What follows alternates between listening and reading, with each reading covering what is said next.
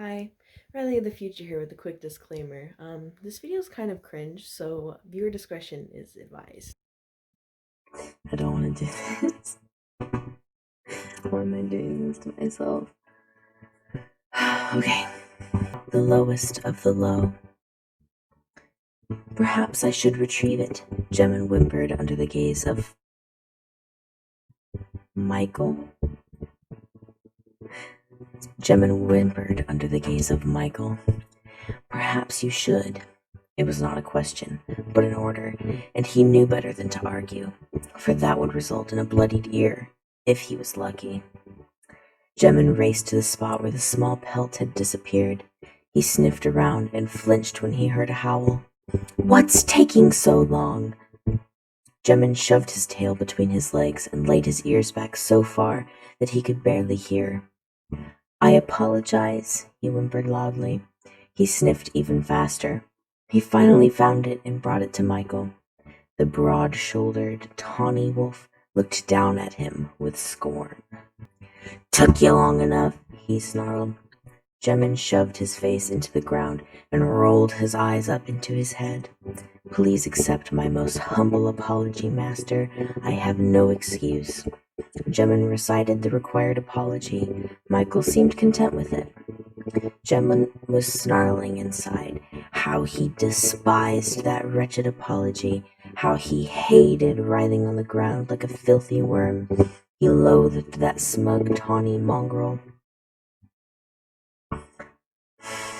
He decided to play it safe anyway and didn't do it anymore. They had been out for about an hour. Gemma had been retrieving another mouse pelt when they had heard the tall grass of the moor rustle. Who is it? He recognized the sound of wolf paw steps and the snuffling of a wolf nose. "Who do you think it is, you mangy dimwit?" That wasn't a question either, and Gemma knew who it was. I apologize, Kreta, for my stupidity." Gemma shoved his muzzle into the soil. He thought that of he shoved his tail farther between his legs, he might never be able to wag it again. A drab brown she-wolf stepped out of the brush. Her dark eyes were hard. "Apologies accepted." She glared down at Gemma. He rolled his eyes into his head, very painfully for that matter. Just then, Michael trotted over. "Good afternoon, Kreta." He puffed up his chest. Was he flirting with Kreta? Michael already had a mate, Liliac. Gemma cocked his head quizzically, which was hard to do when his head was halfway submerged in the dirt. Michael took this the wrong way.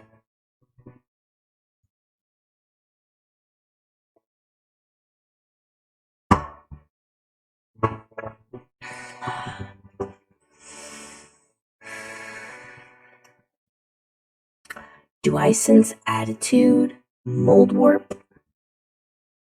Michael snarled nastily. Excuse me, master, I did not mean to appear that way. I was just confused. I apologize for causing your annoyance. What is it you're confused about? Gemma panicked. I, forgot. Michael glared down at Gemma. He turned. Shall we go for a hunt? Deer, perhaps? He flicked his ears at Kreta. Oh, yes, I do love a good hunt. Kreta thumped her mud-brown tail against the ground. With that, they were off. They lit for the nearby forest. There were a few whitetails there. Perhaps they would catch one. Michael ran point. Kreta and Gemma slinked behind in the brush. They would sneak around the edge of the forest once Michael spotted a potential target. He would then chase it right into the trap, Kreta and Gemma. It was a simple hunting technique. You're telling me. Michael stopped ahead. Kreta and Gemma crouched. They would wait for the signal. Michael sniffed the air. Then the signal, a flick of his ears. They were off. They slunk swiftly and silently around the target. Kreta brushed up beside him before splitting off. Don't get in my way if you know what's good for you. She snarled in his ear. He shrunk away. Krita split off, going to the right to net the deer. That mold-warpy cur, Jemin cursed the wretched she-wolf. He reached the proper distance and crouched, waiting for the sound of galloping hooves. Clup.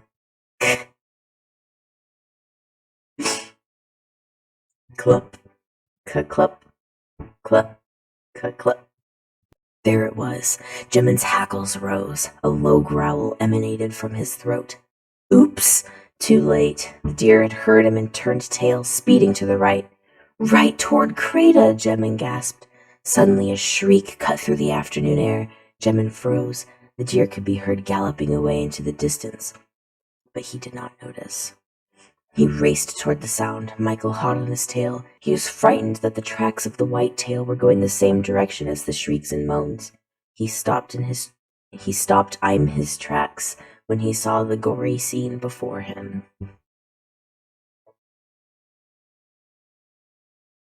What the fuck? What is this? Oh my god.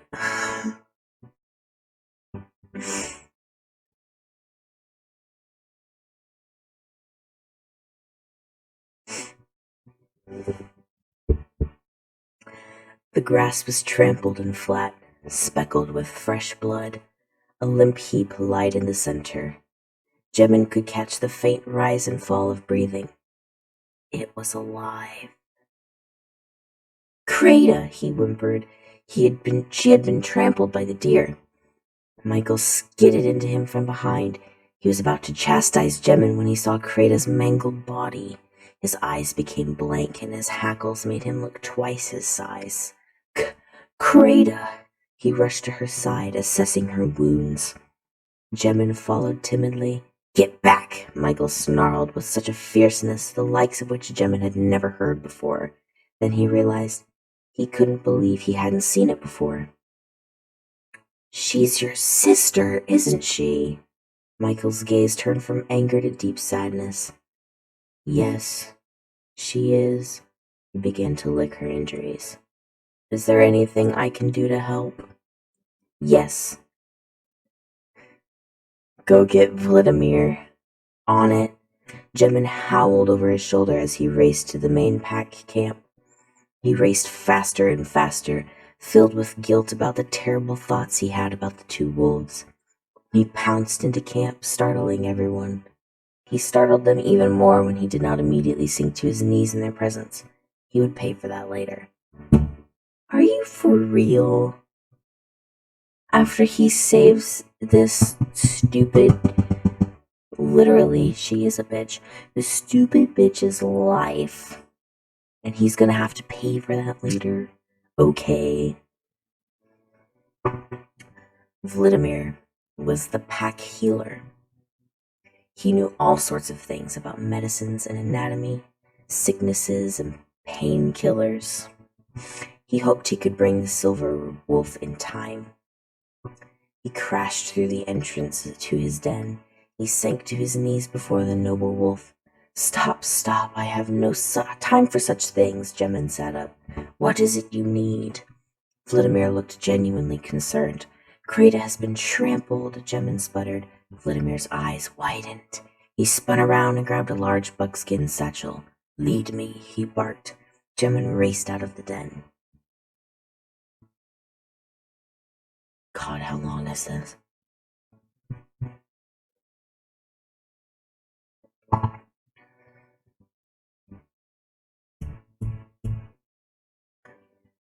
When the two wolves reached the spot, Jemin saw that Michael had cleaned the blood from Krita's fur, but more was gushing out.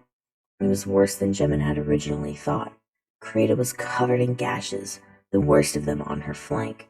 A rib could be seen poking out of her side, obviously broken. Michael looked up at Vladimir, pure horror in his now dull eyes. She's going to die, isn't she? Vladimir glanced at Krita. Let me take a look.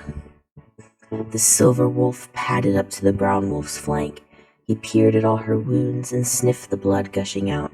He sat down and pulled the string on his satchel, opening it. He pulled out a roll of white fabric. Bandages! Where did you get those? Michael looked more optimistic. I traded for them. Can you believe it? Valuable, indispensable bandages for a caribou hide. He proceeded to wrap the bandages around Krata's flank and legs, but she continued to bleed. Vladimir frowned. How do they skin the caribou without thumbs? Krata's breathing had slowed to short, raspy gasps. Michael, Jemin, and Vladimir gathered around her. She looked at them with sad eyes. Brother, she rasped. No, stop, you're hurting yourself, Michael cried. He leaned toward her, tears streaming down his tawny muzzle. Krata disregarded her brother. If I don't say this now, I will never get to say it. She coughed. Brother, I love you. I don't want you to ever forget that. Do not despair when I am gone.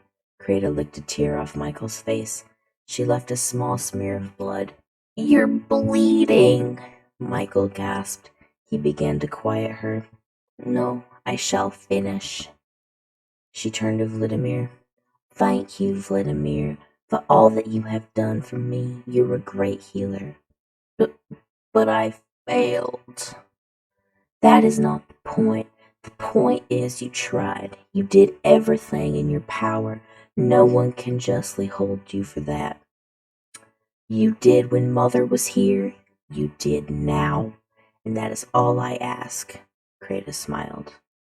Vladimir's knees wobbled. I appreciate that. Krata at last turned to Jemin. It's funny how as you lay dying, everything suddenly becomes so clear. The brown she-wolf was trying to desperately hold on. Everything you've done wrong, everything. You realize how bad it was, and you were filled with this overwhelming guilt. She paused and looked at Jemin straight in the eye, and he did not see hardness any longer, but sadness, guilt, longing, and something else. She began again. It is I who must now apologize. You are treated unfairly, and I see that now. I didn't know better at the time. Can you ever forgive me? There was pleading in her eyes. Jemin didn't know how to respond. He had never been asked forgiveness before. Of course, he swallowed hard, a tear forming in his eye. Thank goodness, Krata sighed. I can now move on without this guilt. Thank you, Jemin. Thank you all. There was a bright sparkle in her brown eyes that slowly faded until they were dull and milky. The last spark of life. Krata was dead. So yeah, I wrote this when I was 13. So if I was to give an honest review of this,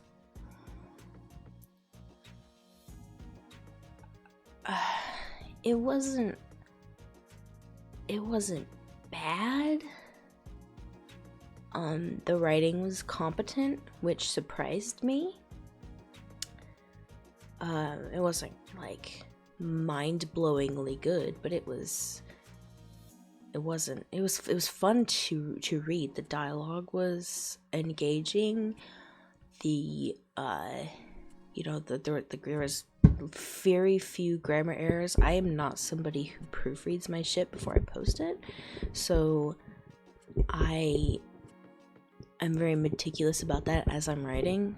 So that's something that has always been like that way, so that doesn't surprise me that there was only like 2 typos. Grammatically it was fine, I guess. Not perfect, but for a 13-year-old, it's not bad. Subject matter. Plot. The plot was decent. The names that was very much a thing that I did when I was younger, was I came up with like these weird, crazy, like phonetically difficult to pronounce names. Overall, I'd give it out of 10. As a first chapter, like a 6 out of 10, honestly. Just a 6 out of 10, because the writing was competent. Krata's like change of heart at the end was kind of forced, I think. I can't believe I'm taking this seriously, but I think it was kind of forced. I don't think that that really fit what I had established as her character. Her character was pretty vague compared to like Michael or Jemin. Jemin was just kind of like this internally spiteful, but also just kind of like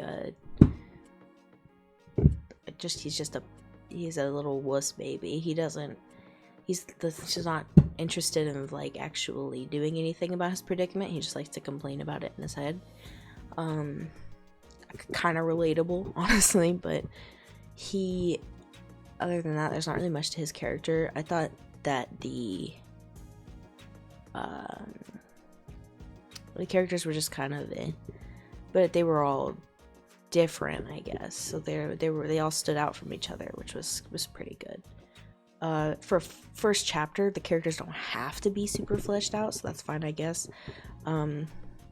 Krata's death didn't really have a lot of weight to it, because I didn't really spend time with her character establishing it or making like anybody care about her. I guess she was just an asshole, so like I don't know why anybody would care that she's dying, other than that her brother was upset about it, but her brother was an asshole too, so it's like, that's basically all I have to say. Thanks for watching. I'm gonna have my socials in the description: Instagram, Twitter, DeviantArt. I don't know, that's 3 things. Okay.